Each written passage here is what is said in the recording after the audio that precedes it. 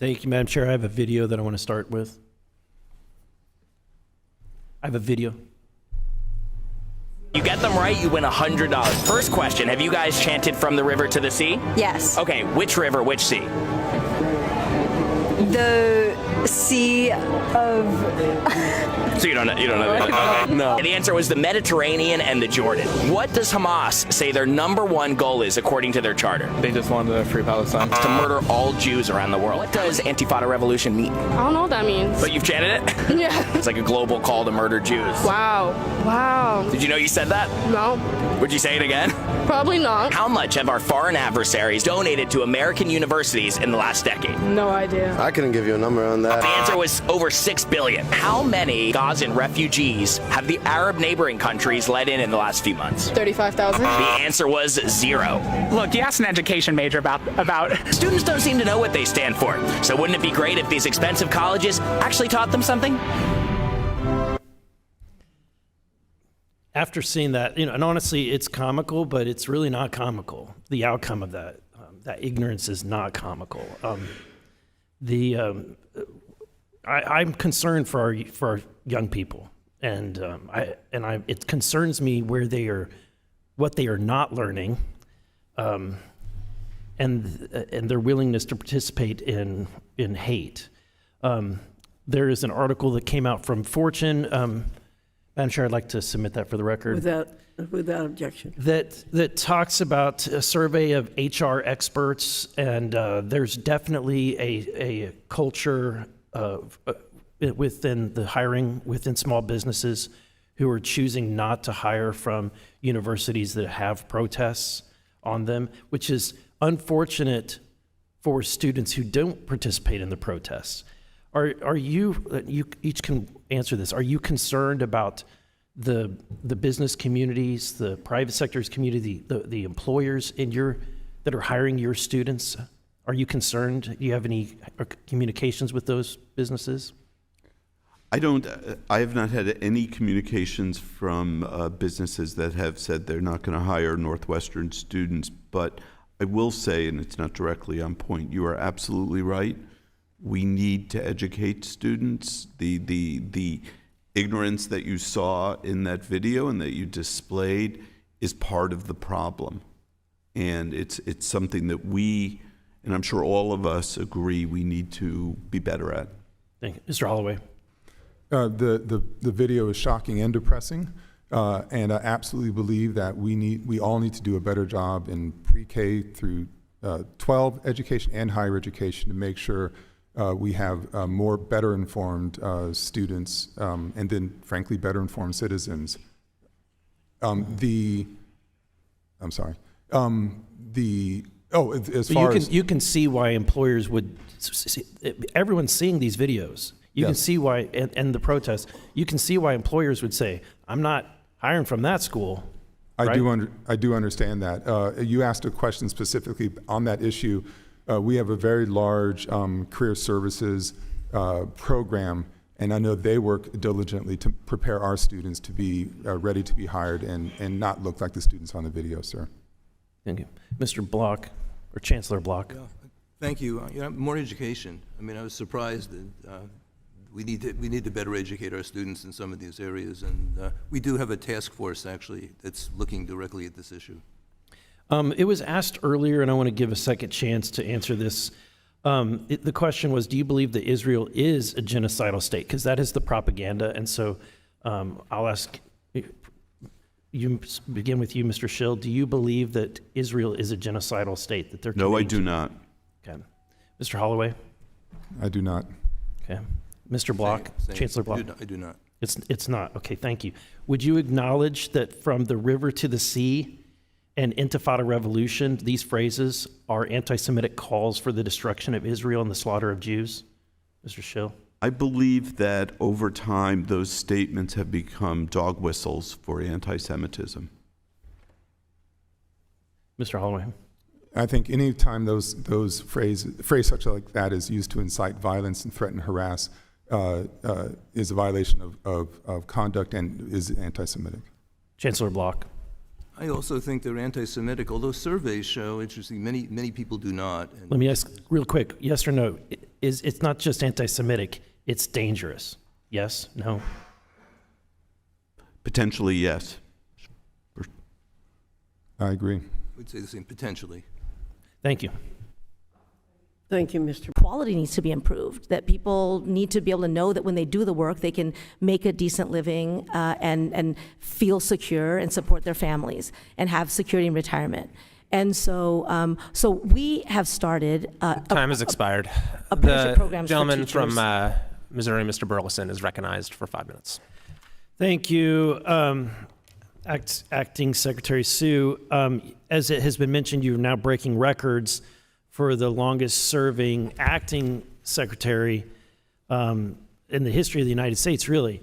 As it was mentioned, Article 2, Section 2, Clause 2 says that you're to serve, but only with the consent of the Senate. How many times has the Senate rejected your confirmation? So, Congressman, the Senate confirmed me in 2021 to be the Deputy Secretary of Labor. But not the secretary. How many times have they rejected your application to be secretary? So the reason I'm sitting here as the Acting Labor Secretary is because of that confirmation. And they Once did my- not confirm you. How many times? No, once my predecessor left, I became the Acting Secretary by virtue of having been confirmed as the Deputy Secretary. Okay, so you have not been confirmed. It's been over 13 months. At what point do you think that you're in violation of the Constitution? Well, sir, you all asked that question of the GAO and you got your answer.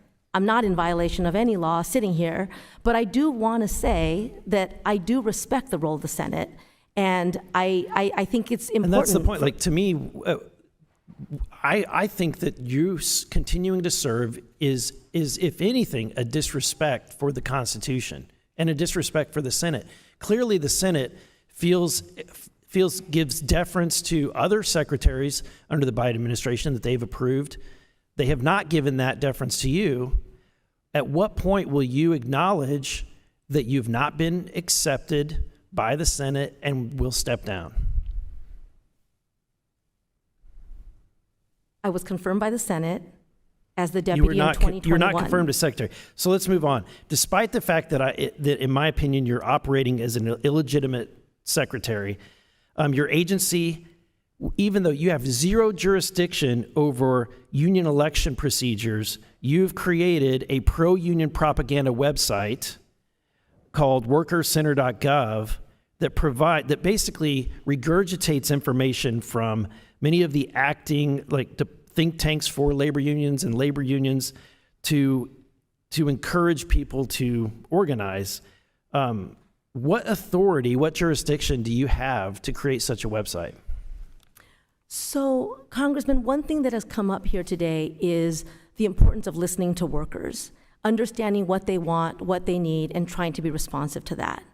One thing that we found before we created that website was some 60 million Americans would join a union if they could, if they knew how to do it, if they felt like they could do it without fear, if they could do it without retaliation. My question was, under what jurisdiction? So it is one of many ways that we do education and outreach. This website was responsive to what we were hearing that workers wanted.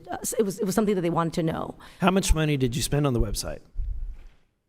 This is taxpayer money that most people would objectively call propaganda. How much did you spend? I mean, it's a worker organizing resource and knowledge center. It's meant to give anybody, really, I mean, it's public, it's on our website, Okay. Knowledge about the steps to take if they want to join a union, but even just, what does a union do? What is it? It is part of... I've got little time, so I'm going to move on to the fiduciary rule. You publicly justified the short notice for hearings that are required under ERISA and the short comment period for the new fiduciary rule by stating that the Department of Labor has already heard comments. My question is the 2004 Department of Labor fiduciary rule a new rule or not? It is a new rule that was just finalized last week. And if it's new rule, we're now in May 1, okay? How long did you give for comments before you issued this new rule? So that's a good question. Thank you, Congressman. So we had a 60-day comment period. That comment period is quite standard, not just for the Department of Labor, but also for other agencies. And during that comment period, we held 2 public hearings. Did you get input from the National Association of Insurance Commissioners? I have to say, sitting here, I don't know for sure, but I can certainly get that answer So they for were you. not involved in formulating the rule, because you recognize that each state insurance commissioner serves a vital role in the process. Well, the comment period is public, meaning we invite and frankly benefit the more widely known. The answer is no, because their association issued a statement saying that there was virtually no coordination with state insurance regulators in implementing the rule. My time has expired. Thank you. The representative from... I'm sorry. Sorry. We are out of time. The representative from Minnesota. Process smoother for our borrowers. Wonderful. Thank you. I yield back. Thank you. Thank you. Mr. Burlison, you're recognized for 5 minutes. Thank you, Madam Chair. Mr. Secretary, since coming to Congress, I have been really, when people ask me what are your thoughts, one of the things that I've taken away from this place and tried to convey back home is a shocking amount of espionage and activity from foreign adversaries into the United States. And some of those briefings that we've had included here in the Education Committee, particularly when it comes to China and their involvement and their form of elite capture that occurs. And so my question has to do with Section 117 of the Higher Education Act that mandates that the universities and colleges must report twice each year to the Secretary whenever they receive foreign monetary or non-monetary gifts in excess of $250,000, correct? Correct. Okay. In October of 2020, the Department of Education under the Trump administration conducted a study, and they issued a report entitled Institutional Compliance with Section 117 of the Higher Education Act of 1965. This is the copy of the study. I'm sure that you reviewed that study before. I've been briefed, yes. Yes. Madam Chair, I'd like to enter this into the record if that's possible. Without objection. Thank you. So in this study, they document a shocking number of universities and colleges that were out of compliance with Section 117. Do you have any comments regarding that? Yeah, thank you. I share your concern. I'm a big believer that we have to stop any foreign influence in our schools. We're committed to that, and we're committed to working with you to make sure that we communicate what we're doing on that. I can tell you that the Department of Education has taken it seriously. We provided foreign gifts reports of over almost 39,000 foreign gifts that were given to universities, over $21 billion. So this is something that we communicate openly. We believe in the transparency. Additionally, sir, we're part of the FBI's National Counterintelligence Task Force to make sure that our agency is working with law enforcement, investigative arm, to make sure that not only are we transparent about the information and clear which universities are getting which gifts from which countries, but that the arm that does the investigations has the information. We take it very seriously, and we'll continue to do that. Thank you. Have you followed up on this report and the information with an updated report? Particularly what I'm interested in is how many universities are in compliance today versus were in compliance in 2020. Mm-hmm. I can have that information looked into and sent to you, sir. Okay. If you haven't done a report, would you agree that you'd be willing to do a follow-up report on that? I'd be happy to have some follow-up with you on the questions that you have. Because I'm not trying to be rude here. I'm actually asking a legitimate question, because I would think, based on what came out of this report, that you would genuinely want to know where the universities stand and how many of them are in compliance with Section 117. Yeah, we're definitely interested in making sure foreign influence is out of our schools, which is why we've reported more gifts than the previous administration. We're going to continue to work with the FBI's National Counterintelligence Task Force on investigations. And then with my limited time, I want to go into an extension of this, which has to do with, I think what we're seeing is obviously the uprise on anti-Semitism on our college campuses. There's been some connections made to groups like Students for Justice in Palestine and other groups. Are you investigating any foreign involvement or connections between foreign entities and funneling money into some of these groups? Thank you. Currently, we have 145 open investigations. Many of them are shared ancestry. What I can tell you is when we initiate an investigation, information comes out during the investigation that might move the investigation or broaden it. So while I can't comment specifically on your question, I can tell you that that's within the scope of information that we receive from schools, and if that is part of our investigation request, then it's something that would be investigated. And these groups, they can receive the money, but only directly through the universities. Is that correct, or can they receive money directly from the outside? I could have my team follow up with you on that information. Okay, that would be good to know. Sure. Thank you. My time has expired. Thank you, Mr. Burlison. Mr. Scott, you're recognized for 5 minutes. Thank you. Excuse me.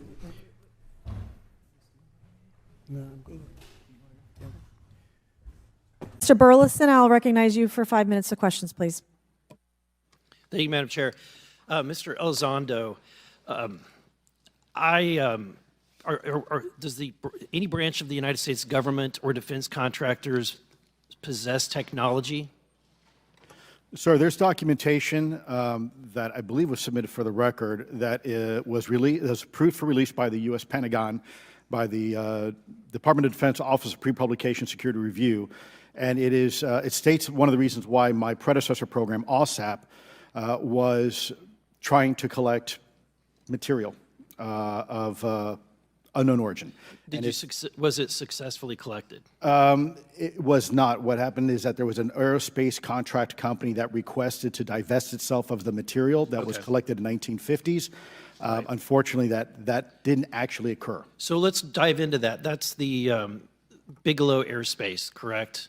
So yes, sir. There was a journalist, Christopher Sharp, who said that there was a transfer between Lockheed Martin, Bigelow Airspace, and the CIA allegedly blocked this. Can you describe that? What I can say is that it was blocked. Why it was blocked, I can only surmise.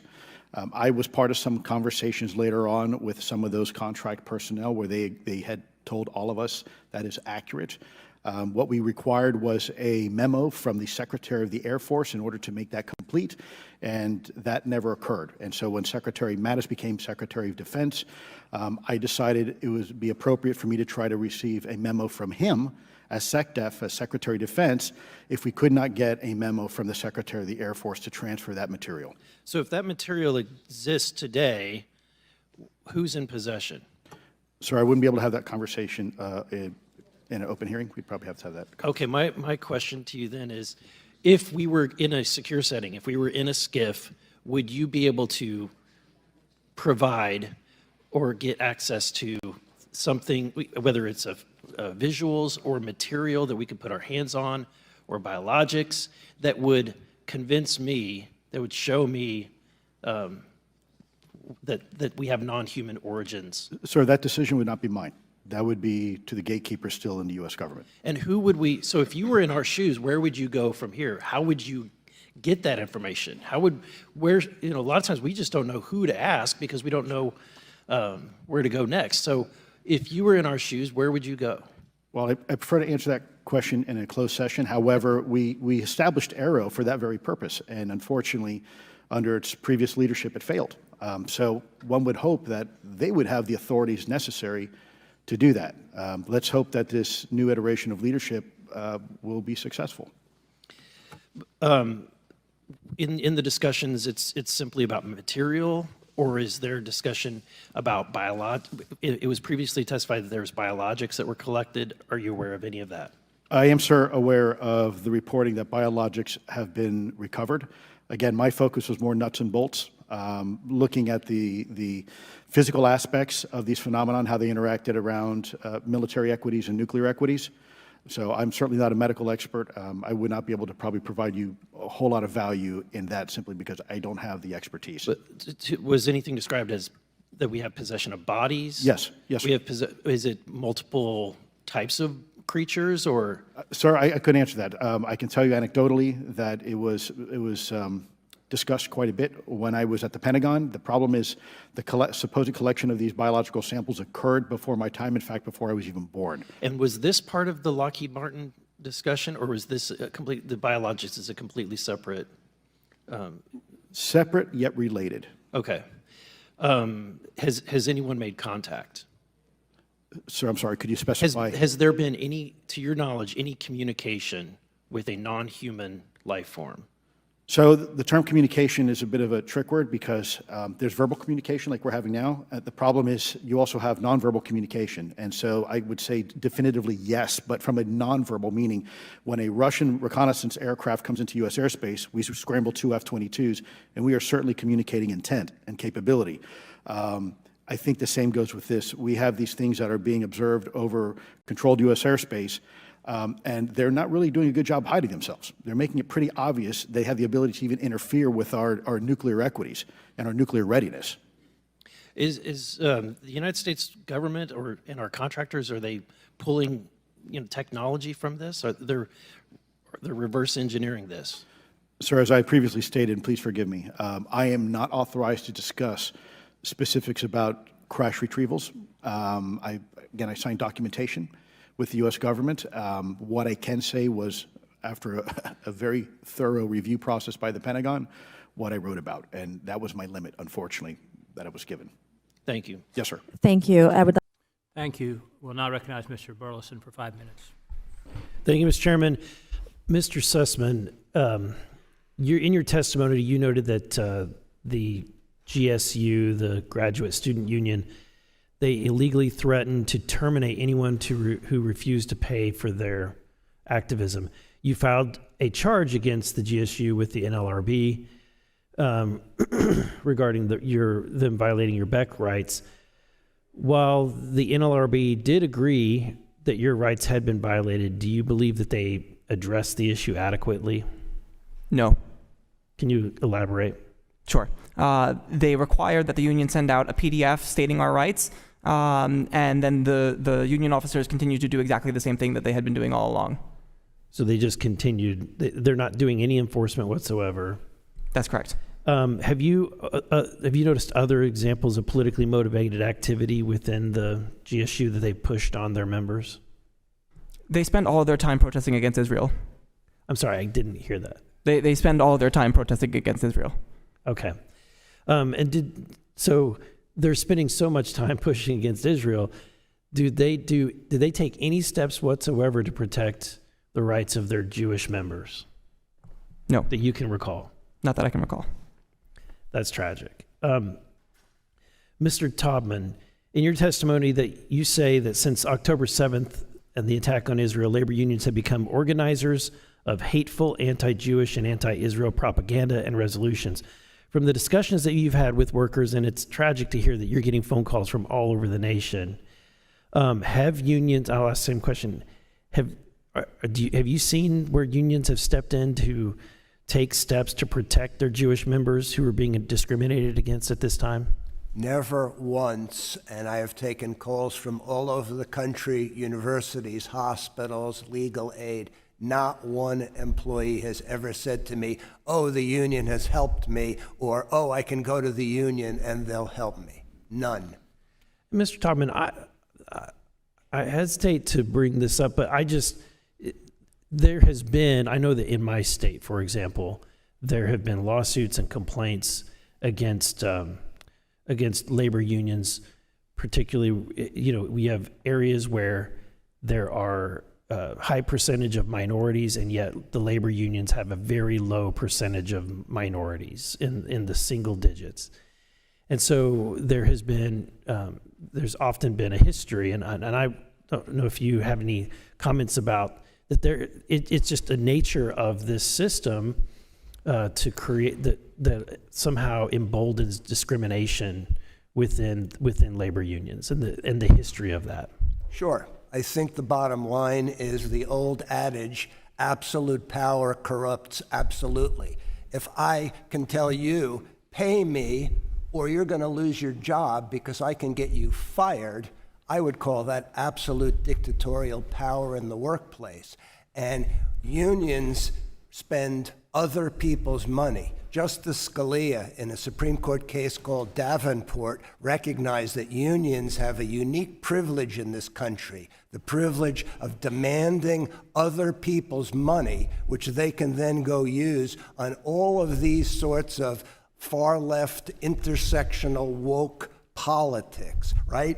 It's a lot more fun to go run around and riot on behalf of Hamas than it is to say, let's do a workplace grievance and see if we can get better wages in this place.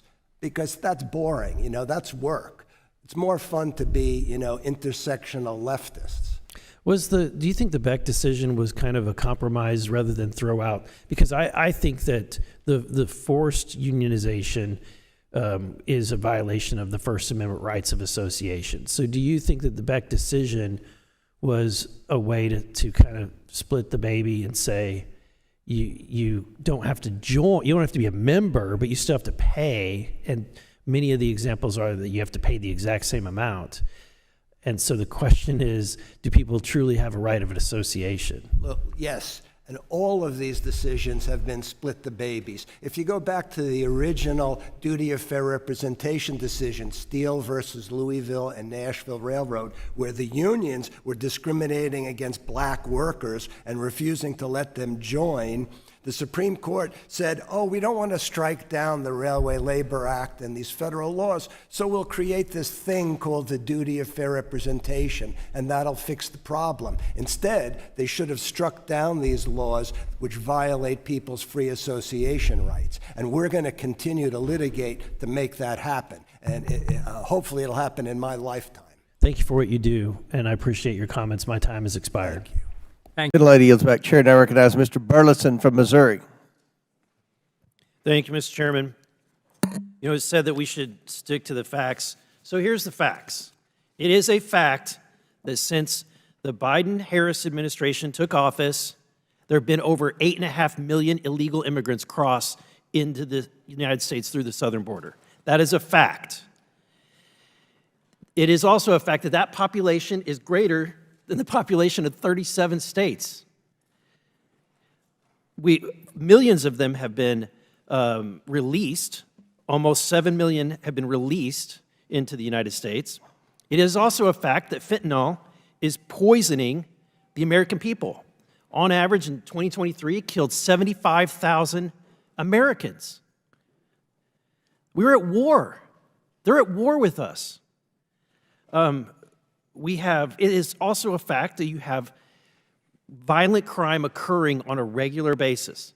And we all know the names of Laken Riley, Kayla Hamilton, Jocelyn Nungare.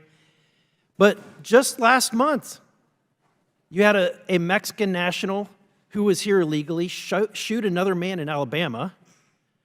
You had another individual just a few weeks earlier kill people in a drunken driving incident. In fact, there's been numerous cases where people are being killed by individuals who are not able to drive. In one case, an illegal immigrant took over a semi-truck and killed people. So these are all facts. You cannot ignore them. You cannot hide from them. So Mr. Krikorian, the state of Florida claimed that the federal court, that the Biden administration's policies, specifically the policies of parole and release, impose significant costs on the state in educating minor children, housing. In addition, you have hospital visits. Has there been any studies as to the financial costs? We know the human cost. Have there been studies for the financial costs? We have not done that. There have been studies on this. I don't have the numbers at hand, but it's often very difficult to get, especially at the state and local level, because there's unwillingness to provide the information often on the part of, for instance, school districts and others. But they do put a strain on the community resources. Enormous cost for, like you said, for schools, healthcare, law enforcement, et cetera. We know that in addition, they have increased costs in incarceration because they're committing crimes, sometimes violent crimes. What about other public services or law enforcement? Well, law enforcement especially, obviously, it creates extra work for law enforcement. And I'd just like to add, because there'll be an objection, that a lot of these people are in fact paying taxes. All illegal immigrants, everybody pays taxes. But the question is, what is the balance? In other words, are the expenses on the services provided more than the taxes received? And the answer is, especially for those who are here illegally and with less education, the answer is yes. There's simply no question that that the federal taxpayer is, at the end of the day, on the hook. It is also a fact that the House passed H.R. 2, a solution to this. The Senate had a response. They have, instead of actually correcting this and fixing this problem and passing H.R. 2, they devised the Senate bill. What were your thoughts on the Senate bill? It would have made things worse. It was not a kind of thing where the House and the Senate bills could have split a difference. I mean, that happens. You all have dealt with that. That's inevitable in any kind of compromise.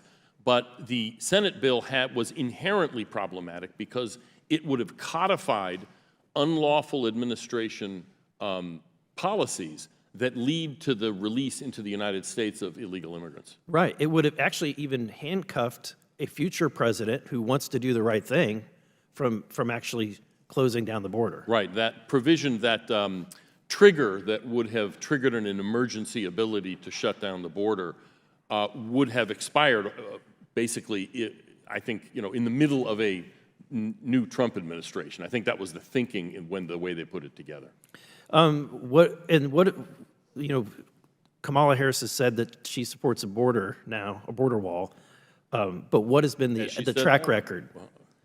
But what's the track record? I mean, the Biden-Harris administration has dismantled stretches of the border wall. It really struck me the most when I went to a section in New Mexico where there was border wall being built, but on Inauguration Day, President Biden said, sort of a stop work order, put your tools down, step away. There was a gate that had been put into the fence, required by treaty because there was a border marker on the other side. And there's an opening, and they put in a locked gate. It's something they're required to do. The opening, the doorway was there.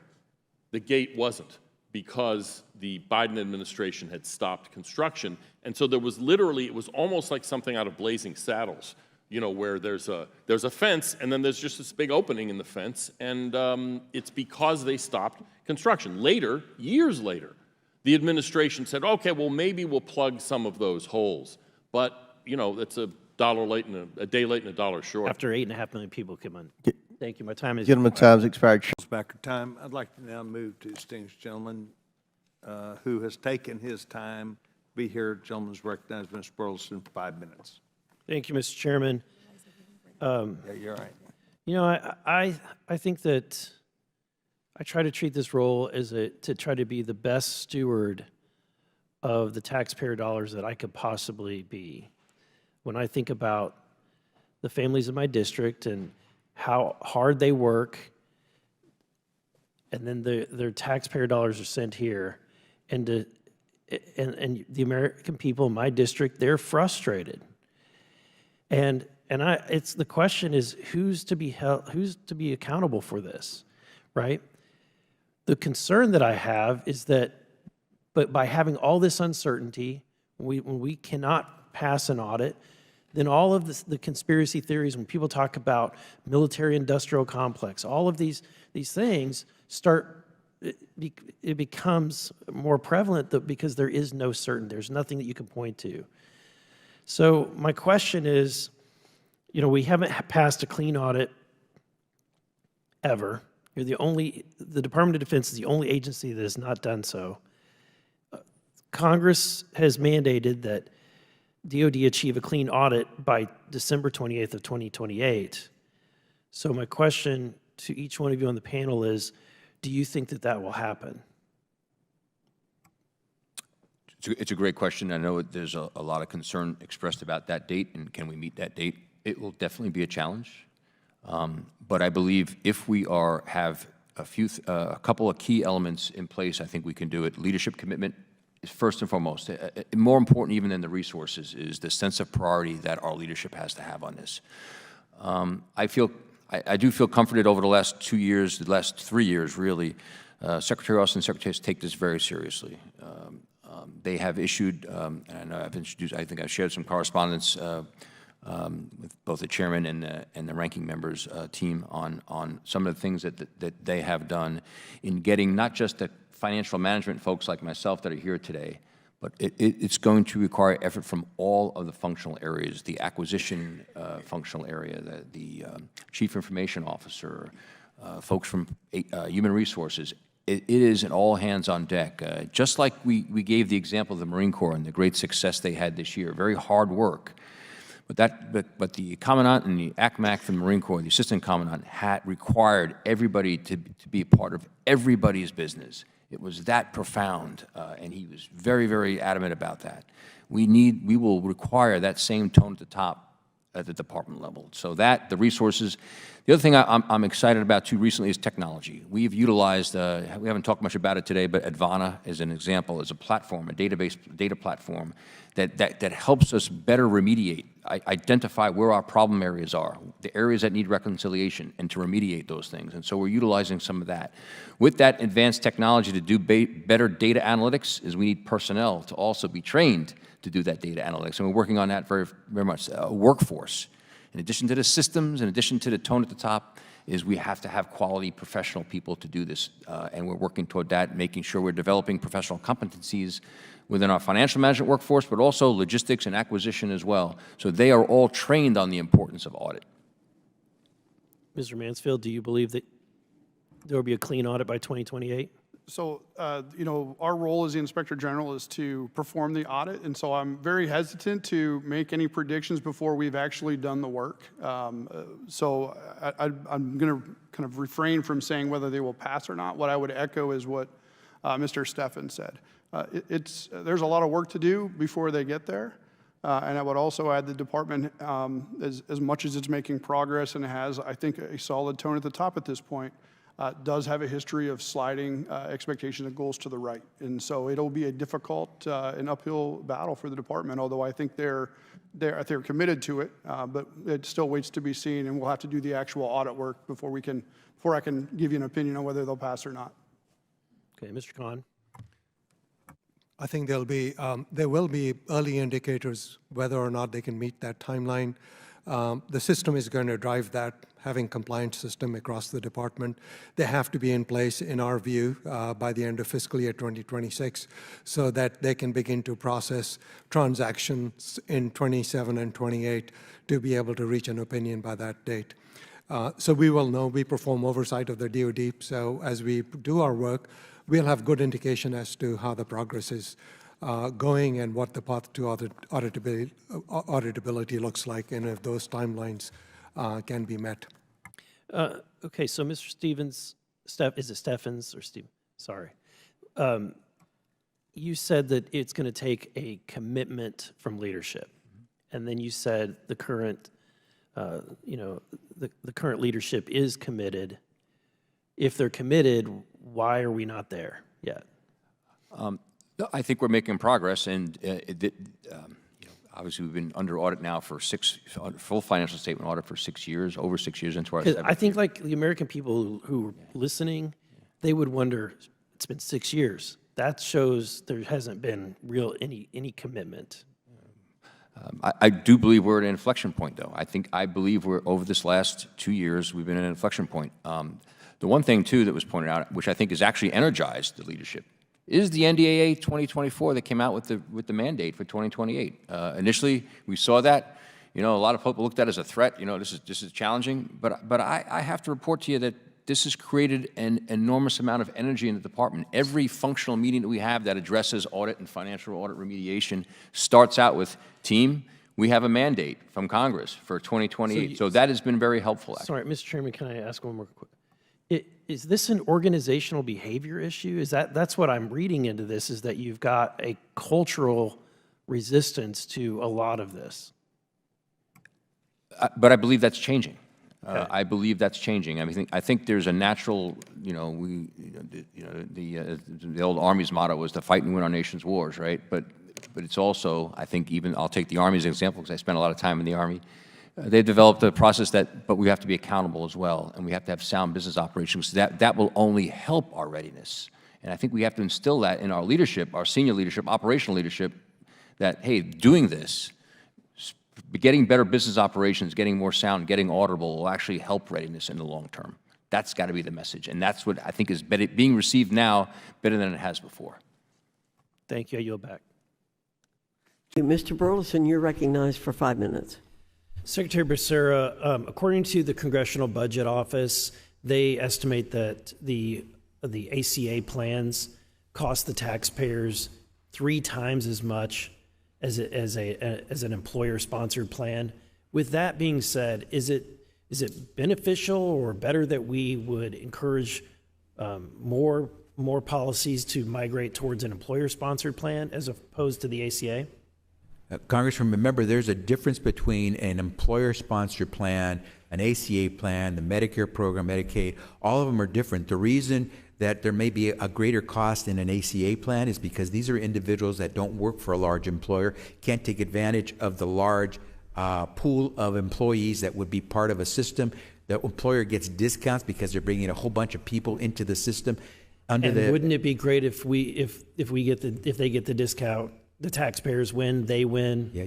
Is that not a good deal? It would have been great, but remember, before the Affordable Care Act came into play, all these folks couldn't find insurance because the insurance carriers wouldn't offer them insurance. Arguably, we had high-risk pools, and I don't want to get into that. That's pretty detailed stuff. But wouldn't it be great if we found a way to reduce the employer-sponsored plans by 29%? Then obviously more people could be able to afford to get access to health insurance. Reducing the cost of health care would be a great thing for especially any in the American. private market, and then it would save the taxpayers even more, right? Because we're no longer paying for them to be on the ACA. The more people are insured, the less it costs all of us. So we have the association health plans, which was an innovative idea. They have a lot of the associations in America have had a longstanding interest in allowing themselves to combine lives to create those larger pools that you're talking about. And in 2018, the Department of Labor issued a final rule to expand access to these associated health plans, which actually did reduce the cost of insurance premiums by 29%. But just recently, the Department of Labor issued a final rule to rescind that 2018 rule. How do you think that that's going to have an impact on the costs and the access of affordable care for patients? And recognize that the actions that you're speaking about were done by the Department of Labor, not by the Department of Health and Human Services. But what I can tell you about the various types of offerings, health insurance offerings that are out there, what you want to make sure is they all provide a core level of services, the basic level of essential services that anyone would want. Preventative care, for example, maternal health care, natal care. We want to make sure that you're providing the basic services.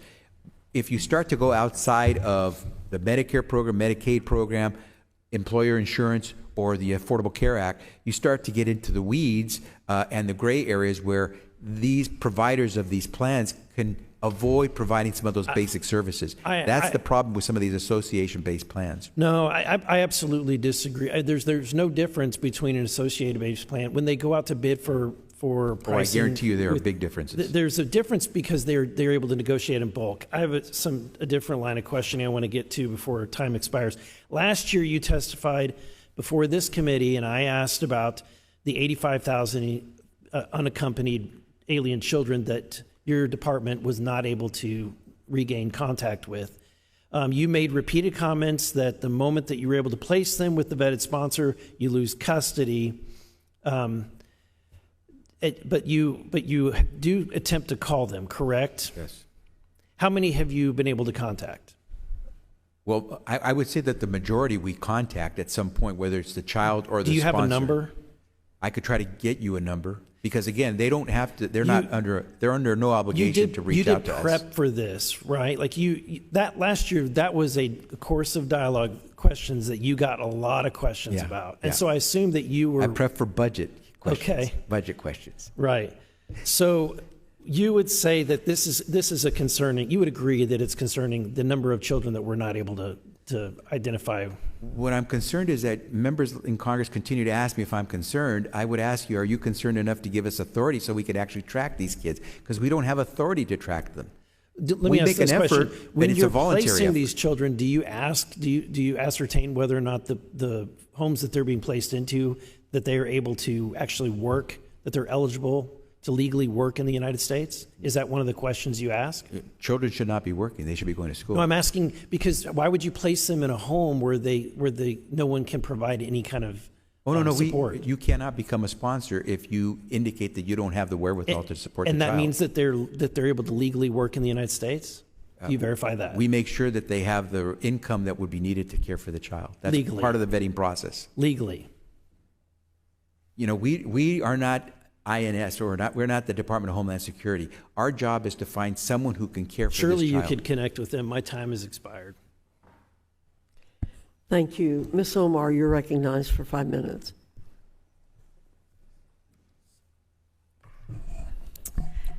Chair, now recognize Mr. Burlison from Missouri. Thank you, Secretary Granholm. We have talked in this hearing about the overregulation of gas stoves, the washers, dryers, refrigerators, but I wanted to kind of dive into the subject of light bulbs. In July of last year, the Department of Energy made manufacturing or selling most incandescent light bulbs illegal.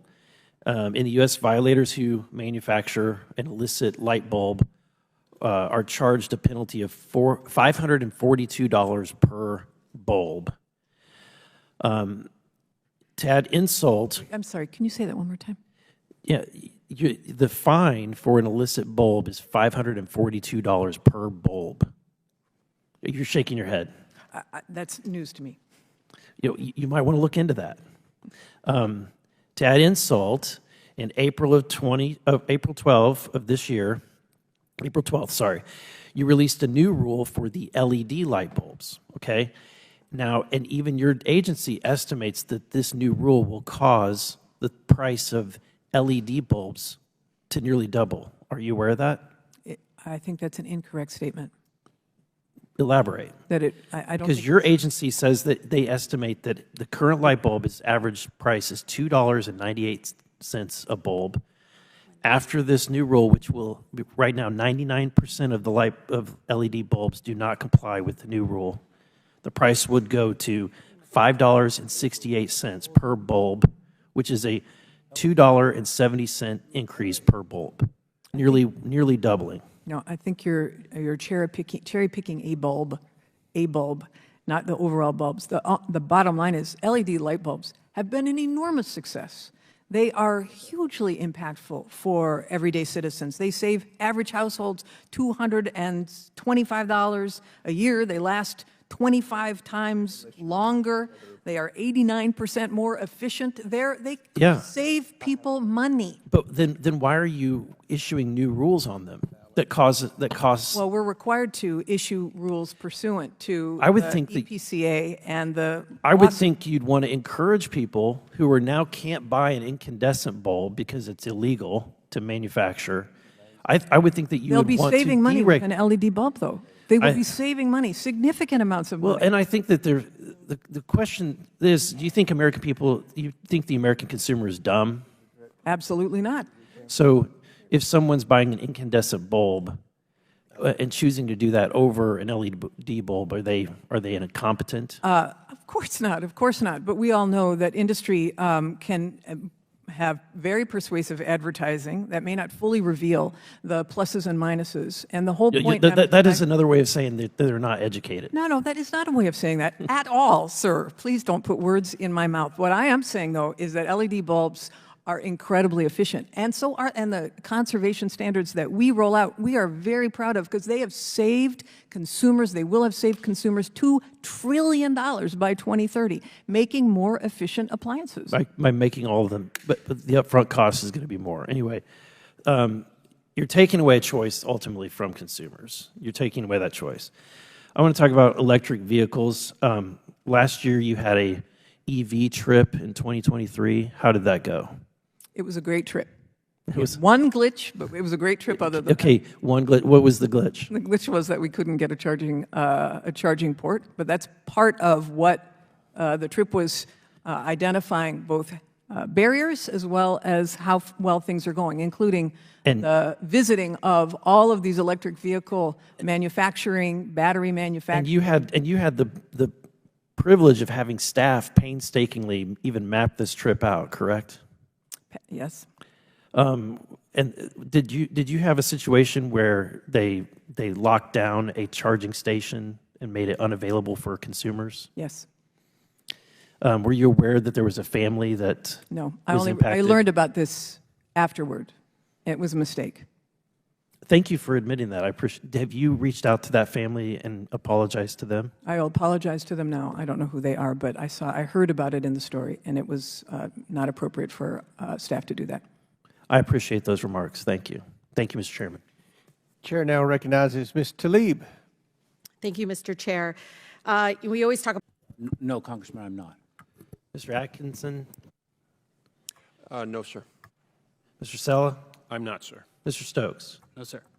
Okay, so, Mr. Chairman, I would like to submit for the record an article from the New York Times titled, "A Global Web of Chinese Propaganda Leads to a U.S.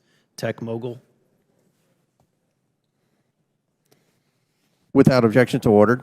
So, Mr. Singham is an individual, former, as was mentioned, tech mogul. According to these articles, he has been financing groups like the group that is protesting outside this door, Code Pink. In fact, he's married to the individual who co-founded this organization.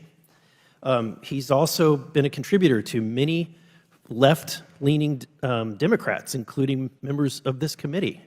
So certainly members in this committee know who he is. But the question is, what is his involvement with China? Because so much of his philanthropy is funding groups that are sympathetic to the Chinese Communist Party. And so this is of concern. And you would think that it wouldn't result in anything, and yet, as this Times article points out, there have been multiple occasions. In fact, when the Committee on China was formed in the House, several of those members that received contributions protested the creation. In fact, rallied votes against the creation of that committee. There are other items that are listed in the article, and I would encourage you guys to read that. With that, I want to talk about, to me, this is an example of elite capture. Okay, so Mr. Thayer, let's talk about the history of the current governor, Tim Walz, and his connections with China. It is estimated that he has he's been to China and organized trips up to 30 times. And then he no longer started doing those trips. Then he became a member of a group while he was a member of Congress called the Macau Polytechnic University, which is a Chinese institution that characterizes itself as having a long-held devotion to and love for the motherland. Mr. Thayer, are you aware of Mr. Walz's connections to his interactions with China? Yes, Congressman Burlison. Those incidences and his corporation, which was in existence in the 1990s and into the 21st century, the business that ran essentially educational exchange and brought American students to the... For over 10 years? Yes, sir. For over 10 years, he made numerous trips and organized numerous trips that were funded. My real concern is his connection to this organization, the Macau Polytechnic University. Can you describe that? I believe, if I'm not mistaken, Congressman Burlison, that he was a researcher there or a fellow at that institution in Macau. During the Trump administration, one might think that this, there has been a pivot in the United States, but certainly by the time the Trump administration had taken office, the Trump administration started sending warnings to universities about the Confucius Institutes, and their involvement, and many universities pulled those from their campuses. But strangely, the universities in Mr. Waltz's state, while he is governor, are uniquely still having the Confucius Institutes. Are you familiar with that? Yes, sir. What is the concern and why do you, could you elaborate on why that's a concern? Certainly. Well, Confucius Institute is an aspect of political warfare. It's an institution which purports to tout the greatness of Chinese civilization, but it really is advancing the agenda of the Chinese Communist Party. My concern with respect to the businesses is that he would have to have a Chinese partner, at least one partner, or maybe multiple partners in the People's Republic of China, and would have to receive permission at the local level, provincial level, and at the central level to conduct business. And that certainly would involve contacts with the MSS, so with the Chinese intelligence service and with the Chinese Communist Party in order to conduct that business. To my knowledge, we don't have information about his Chinese partner or Chinese partners there. Additionally, of course, for MSS intelligence collections, having students come over, of course, allows MSS to have access to those individuals, which may provide a benefit for their intelligence collection in the future. Thank you. My time has expired. Mr. Chairman. Gentleman's time's expired. Chair recognizes ordered. Chair recognizes Mr. Burlison from Missouri. Thank you, Chairman Comer and Ms. Criswell. Thank you for being here with us today. You know, the underlying facts behind why we're here has got me thinking about, how do we end up at this point? And I think it didn't happen overnight. This is not just one anecdotal story. This is a part of a long list of grievances that the American people have experienced. You know, the whole thing is just very, very familiar. The names change, the agencies change, the bureaucrats change, but the people on the receiving end of it are still the same. You see, the bigger the government, the smaller the individual. And it's these individuals who feel like, and they don't feel like it, they've been told that they're garbage. And they're treated like garbage. And when the President of the United States uses words like, like has been used, deplorables, garbage, Nazis, then one can expect your agencies to treat people in the way in which you're talking about them. As you know, we have a FEMA supervisor that expressly directed volunteers to go door to door offering assistance to bypass the homes of homes that had Trump campaign signs. These are American citizens. These are taxpayers. These are our countrymen and women who just lost everything, all their possessions, and they're being treated like garbage. And look, I know that you have said, and I think you've done well today, that political discrimination is not tolerated within the agency. But it looks to me, I think it's clear to a lot of Americans that they feel the same way after the election earlier this month. And I think that's why the election results ended up the way they did. Because it's the sentiment of the American people. The guy who went through, because they feel like they can relate to the guy who went through all of what was clearly a weaponized prosecution for whether it's the Department of Justice. American citizens see that while he's being attacked by the Department of Justice, they've been attacked. We had concerned parents at school board meetings labeled as terrorists. We had Catholics labeled as terrorists. We had excessive sentences handed out for pro-life activists, and we had the aggressive targeting of President Biden's political opponents while slow-walking the Hunter Biden criminal investigation. And this is not new, because during the Obama years, we had the IRS was used to target conservative groups. Remember? I mean, we had Lois Lerner and that agency stopping the attempts for groups that had the word Tea Party or Patriot from being able to get tax-exempt status. Or how about during COVID, when the Biden administration pressured social media platforms to censor, quote, disinformation about COVID-19, including alternative treatment options, or their concerns were forced vaccinations, or if somebody had the idea that it leaked from a U.S. government-funded coronavirus lab in Wuhan rather than some animal in a wet market. The American people, who have been called garbage, we saw a federal government do more to stop the distribution of ivermectin and hydroxychloroquine than it did fentanyl. We saw all of these and more. We saw rent-a-riot campaigns like BLM and Antifa not being prosecuted for all of their fires and destruction, but yet when conservatives have a protest, it's called an insurrection. And grandmas and grandpas who supported Trump are still being thrown in jail. We saw financial institutions work with law enforcement to mark Americans as domestic terror threats for buying religious texts or firearms or supporting Donald Trump. There's so many other examples.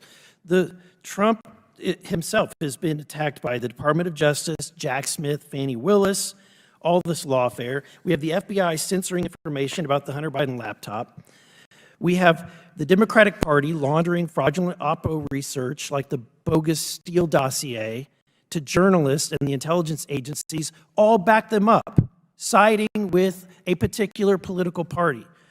The whole thing was so absurd and stupid, but again, this culture of political bias against conservatives and Trump is how this is cultivated. The American people want and they deserve their government to be nonpartisan. They want their government to be fair. They want justice to be blind. And they're frustrated when they see their government weaponized against them because they dare to support the guy who said, let's drain the swamp. And so this didn't happen overnight. It came from a long litany of events where some Americans were treated like garbage. And I can't wait for DOGE, the Department of Government Efficiency, to get in under the next administration and start making this government work more efficiently.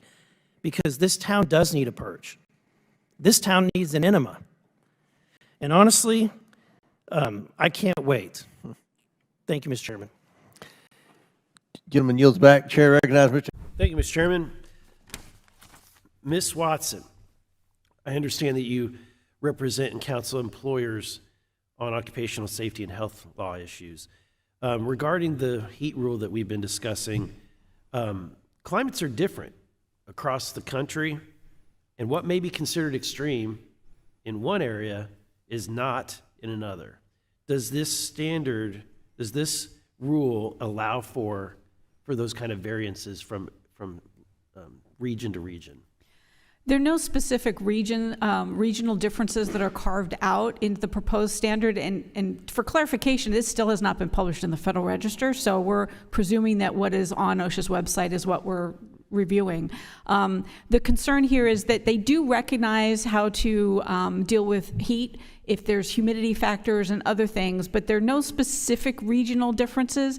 One example I can give you where OSHA looks at it is they've left it up to the employer to decide when the heat season would kick in so that they would have to educate their workers on what the heat protections would be for that season. So there is some flexibility there, but there isn't that true recognition of what's good in Santa Fe, New Mexico is not going to necessarily be good in Virginia, in Northern Virginia or Southern Virginia. There aren't those kind of recognitions, and that's problematic for employers.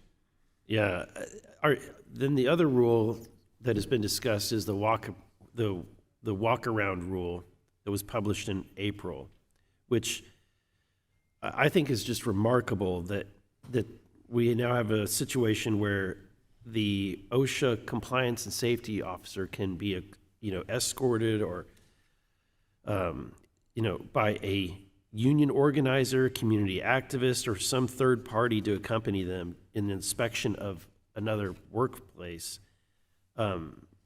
Is this done in any other aspect, or is this, because this is an entirely new concept to me?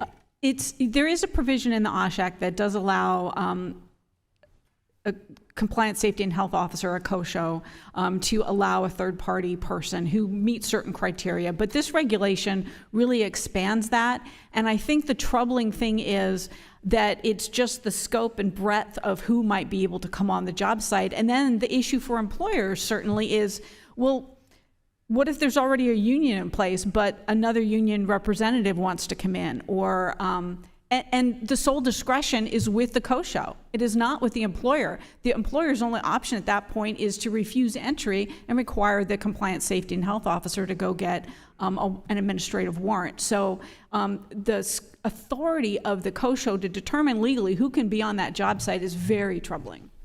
It seems extremely troubling, especially if there's proprietary information, then that could be gained by a third party walking through. Chief Bradley, this one size fits all, this is the consistent theme for OSHA, and this new rule that is impacting volunteer firefighters, apparently impacting more than 331,000 volunteer emergency responders. Can you explain why this proposed standard can apply? Like, what is it that's catching them into this new standard? Well, thank you, Congressman. The inclusion of volunteers would come somewhere along the lines of compensation. Many receive benefits. Some volunteer chiefs are paid stipends, and OSHA considers significant compensation to establish an employee-employee relationship. The advent of the additional standards, one size fits all, NFPA standards are based on 0 to 100 in the fire service, so they include everything a fire department may be exposed to. So that one size fits all has worked in the fire service because NFPA allows an authority having jurisdiction. If you remove that authority having jurisdiction and the standard is adopted by reference by OSHA, then there is no local decision on what portions of the standard apply. So in that light, one size fits all just doesn't work for the fire service. As we've heard this hearing, OSHA has this tendency to overreach. One question I have for you that came up recently in this hearing that we had from our former Secret Service Director, Kim Cheadle, who resigned, thankfully, after our Oversight Committee hearing. But at one point she had said that because of OSHA regulations, the sloped roof, that there's a safety factor that could be considered there, that we wouldn't want to put somebody on a sloped roof. Chief Bradley, are you aware of any safety rules that would prohibit your firefighters from trying to save lives on a sloped roof? Most firefighters receive training or education in terms of ladder use. The ice on the roof the fire service is typically equipped with what's known as roof ladders with hooks. There are conditions that would make roof access difficult, but I'm not aware of any condition other than the roof being weakened by fire that would prevent firefighters from getting on a roof. Thank you. My time has expired. Secretary Buttigieg, you have recently, just earlier today, you've answered a lot of questions related to the slow implementation of the EV charging stations. And one of the conversations that you had, I thought was concerning, and I want to kind of touch upon it, was the statement that this push towards electric vehicles, even though there's a cost of slave labor, and that we're seeing, and it's not just cobalt. We've got lithium and other items that are being supplied by 90% of it is coming from China.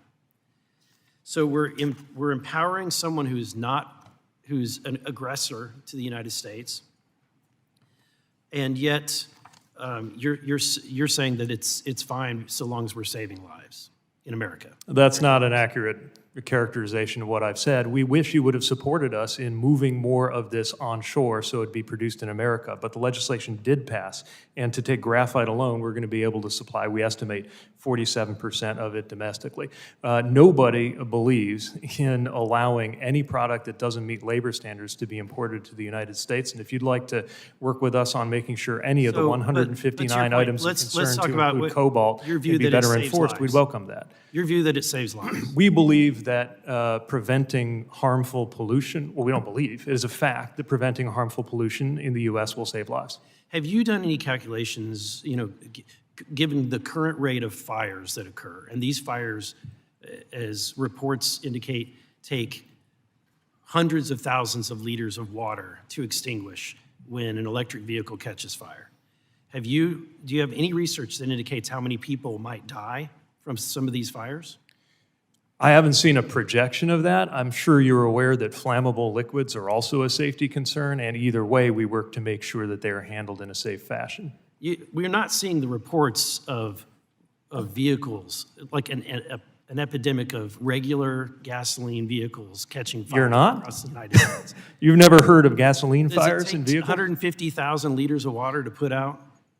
Are you familiar with what happened to the I-95 bridge? Let me assure you that the use of flammable liquids to propel hundreds of millions of vehicles includes hazards. Let me also make you aware that the American Chemical Society estimates that 9,700 Americans a year die from the pollution associated with passenger vehicle use in this country. Let me ask this question.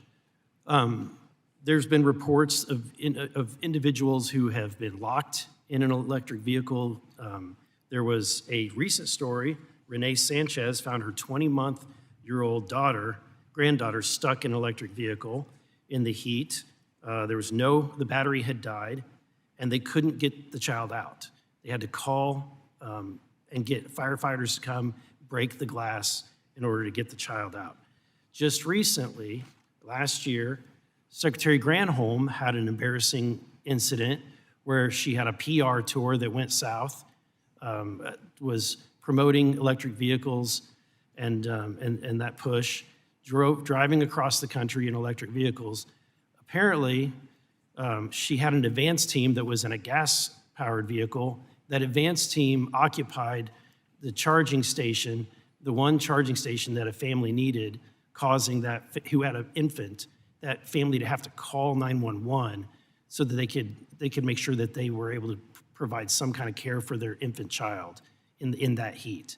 I imagine you're aware that the number of publicly available chargers has nearly doubled since we took office, and we're investing to fill in the gaps. Now, 80% plus of charging happens at home, but for the rest of it, that's where those public chargers are so important. But we've just never been the kind of country that holds on to old technology because we're working on problems with the new technology. The American people are seeing what's happening, and they have serious concerns, and yet we're pushing ever more in this direction. And I don't know that we're actually taking into consideration the human costs that these are also bringing with them. The potential for batteries to die, people to be stranded in places without air conditioning, without support.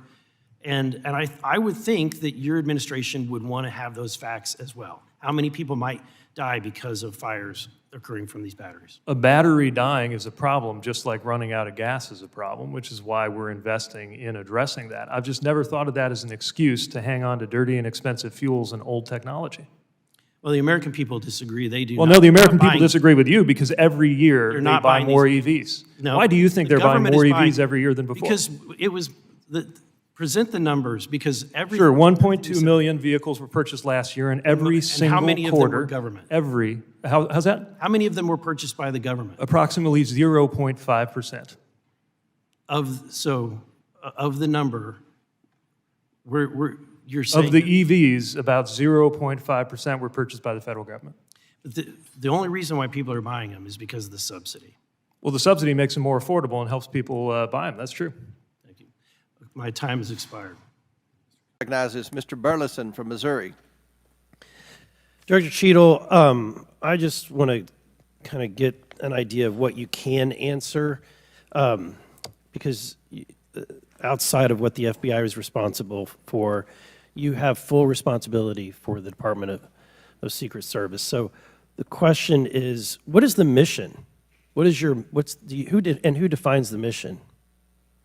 Our mission of the Secret Service is to protect the President, the Vice President, their immediate families, presidential candidates, the former presidents, and those by executive order. And we also have an investigative mission. And those are well-defined? Yes, they do. Everyone within the agency understands the mission? Yes, they do. What about protocols and standards? Who defines the protocols and standards? We have a number of protocols and policies in place for the various missions that we have. So would it be safe to say that you failed the mission, the ultimate mission? I have stated repeatedly here today that there was a failure. What about specific failures within protocols and guidelines within the agency?